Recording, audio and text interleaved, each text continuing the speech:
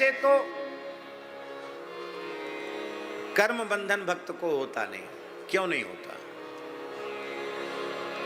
इसलिए नहीं होता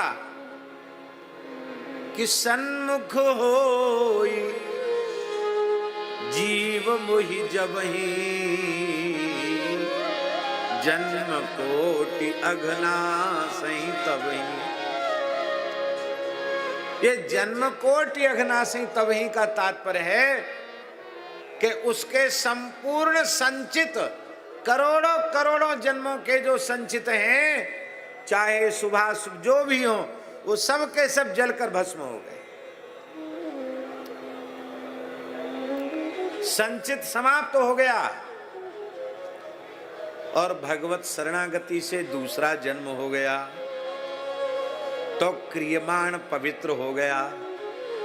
क्योंकि क्रियमाण कर्म से ही संचित में जा रहा था और संचित से प्रारब्ध बन रहा था। अब संचित तो समाप्त हो गया और फिर दूसरा संचित होना नहीं, क्योंकि क्रियमाण कर्म में से ही संचित में जाना है। और अब क्रियमाण कर्म, अब तो वो जो कुछ करेगा वो इनके लिए करेगा। अभी भी होगा। पहले उसमें कमल खिले रहते थे, कमल कुंड। वहां एक गौड़ीय संप्रदाय के एक महात्मा रहते थे, बंगाली शरीर था उनका, बड़े उच्च कोटि के नाम जापक थे। सत्य घटना है, बहुत पुरानी बात नहीं है। पंडित जी महाराज जब आरंभ में साधन करते थे गिरिराज जी में, उस काल की घटना है। तो अधिक से अधिक 80 वर्ष पुरानी, 70-80 वर्ष पुरानी घटना होगी, इससे ज्यादा पुरानी घटना नहीं है। माने 100 साल नहीं हुए, अभी 70-80 साल पुरानी घटना है। महात्मा रहते थे, बड़े भजन करते थे, अहर्निश जप करते थे। वृद्ध हो गए थे। उनका एक शिष्य था, वो गुरुगत प्राण था, इतना अधिक गुरु चरणानुरागी था, अहर्निश गुरु महाराज की सेवा में रहना। जैसे माताएं छोटे बच्चे की सेवा करती हैं, ऐसे ही अपने वृद्ध गुरु जी की वो सेवा करता था और गुरु जी की माला अखंड चलती थी। एक बार गुरु जी को बीमारी हो गई। क्या बीमारी हो गई? एक बीमारी होती कंठमाल, यहाँ ऐसे ऐसे फोड़ा हो जाते हैं पूरे, और वे बड़ा बड़ा भारी कष्टकारी रोग है कंठमाल। वो हो गया, यहाँ से पूरे पूरे फोड़े फोड़े हो गए, वो पक पक कर फूटने लगे, उनसे मवाद झरने लगा। दवाई गोली के नाम पर महात्मा मना कर दे, बोले नहीं नहीं कहीं नहीं जाना, हरि नाम करो, हरि नाम करो, हरि नाम करो। अब वो बेचारा उनके घाव को धोए, सेवा करे, बहुत रोए गुरुजी के कष्ट को देखकर। गुरुजी उसी में भगवान की कृपा का अनुभव करें। एक दिन उससे सहन नहीं हुआ, ठाकुर जी को मन ही मन कुछ खरी खोटी सुनाई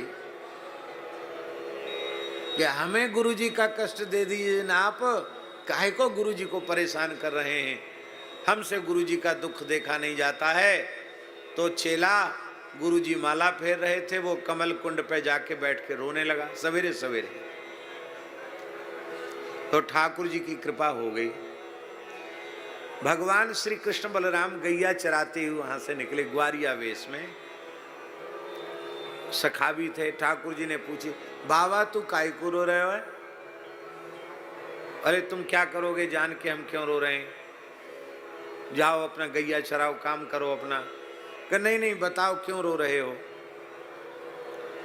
बोले हमारे गुरुजी को ऐसी बीमारी हो गई है कंठमाल, बहुत दुखी है, गुरुजी का कष्ट हमसे देखा नहीं जाता है। तो ठाकुर जी बोले तेरो गुरु हठी है, वो मानेगो नहीं। तो एक कष्ट भले ही है रहे, पर तेरे गुरु है कोई कष्ट ना है, वो तो प्रसन्न है, वो तो खूब हरिनाम कर रहे हो है, पर तुमसे कष्ट नहीं देखा जाता। तो लो ये लूखड़ी। तो एक सरोवर के किनारे से कोई घास जैसी उखाड़ के कोई जड़ी ठाकुर जी ने दे दी। बोले इसको पानी में घोट करके रात को गुरु जी को लगा देना, सवेरा होते ही गायब हो जाएगी बीमारी। वो ले आया।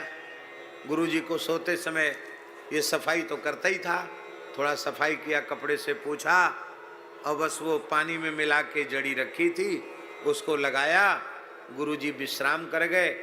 सवेरे उठते ही उन्होंने जैसे किसी की माला खो जाए ऐसी उन्होंने ऐसे छुआ, देखा, बोले कहाँ गया ये सब कहाँ गया, क्या हुआ? जैसे किसी की बहुत मूल्यवान माला खो जाए तो कंठमाल रोग के लिए बोले कहाँ गई ये बीमारी? शिष्य से कहा कहाँ गई? अभी भोग से उसका प्रारब्ध का क्षय तो हुआ नहीं था और बीच में ही ये चला गया रोग। कैसे चला गया? तू सत्य सत्य बता। शिष्य ने सारी बात सच्ची कह दी। तो गुरुजी बोले कि तुमने हमारा जन्म बिगाड़ दिया। अब हमारा संचित तो था नहीं, क्रीमाण का बंधन था नहीं, पर तेरी मूर्खता ने मेरे प्रारब्ध को शेष छोड़ दिया। तू सेवा में रहने लायक नहीं है, मैं तेरा त्याग करता हूं, चला जा, मुंह मत दिखाना।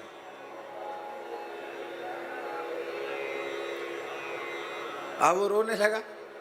बोले गुरुजी मैं आपके बिना तो रह नहीं सकता। बोले नहीं नहीं तू जा जा, तू बस जा। भगा दिया उसको। वो बेचारा भोला भाला था। फिर जाके वही कमल कुंड के पास जाके वही बाट के फिर रोने लगा। तो ठाकुर जी फिर सवेरे गैया लेके निकले। अब काय को रोवे, अब क्यों रो रहा है? तो उन्हें बताई कि गुरुजी का रोग तो ठीक हो गया, अब घाव नहीं, रोग का चिन्ह भी नहीं। पर गुरुजी बड़े नाराज हैं, कहते तुम जाओ, मेरी सेवा में रहने लायक नहीं हो, मैं गुरुजी की सेवा से दूर रह नहीं सकता। तो ठाकुर जी बड़ी जोर से खिलखिला के हंसे। बोले मैं तो पहले ही कह रहा हूं तेरो गुरु बड़ो हठी है, वो माने को ना है। ले ये लूखड़ी ले जा और लगाए दे, बाबा की माला फिरते आ जाएगी। बोलो वृंदावन बिहारी की जय।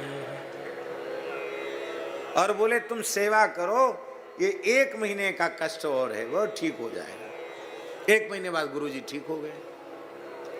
तो गुरुजी ने शिष्य को हृदय से लगा के कहा बेटा तू भाग्यशाली है, तुझे कृष्ण बलराम का 2 बार दर्शन हो गया। बोलो भक्तवत्सल भगवान की जय। बिना बताए गुरुजी ने बता दिया कि वो लूखड़ी देने वाले और कोई दूसरे नहीं थे, भगवान कृष्ण बलराम थे। अब हम आपसे पूछते हैं कि इस प्रकार से जो प्रसन्नता पूर्वक भगवान की कृपा मानकर, भगवान का अनुग्रह मानकर प्रारब्ध के भोग के लिए तैयार बैठे हैं, उनको प्रारब्ध भोग का भला कष्ट कहां से आया? माई मेरे श्याम लगो